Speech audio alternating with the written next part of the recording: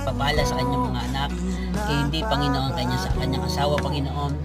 Release the blessing, Panginoon, at ikaw din po mag-protect sa lahat ng mga, sa bawat na namumuno, Panginoon. At naniniwala kami na may magandang plano ka sa bansa namin.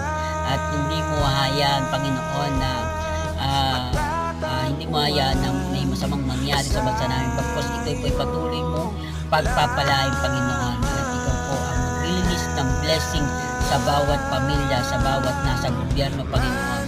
At ikaw rin po, Panginoon, ang patuloy na magbibigay, Panginoon, ng patuloy na kalakasan sa buong bansa, Panginoon. Sa tanging pangalan ni Jesus, ito po na namin sa pangalan ni Jesus. Amen. Good luck po at patuloy tayong magtiwala at paniwalaan natin ang magagawa ng Panginoon sa ating buhay. Good luck po sa lahat. More blessing, more power po.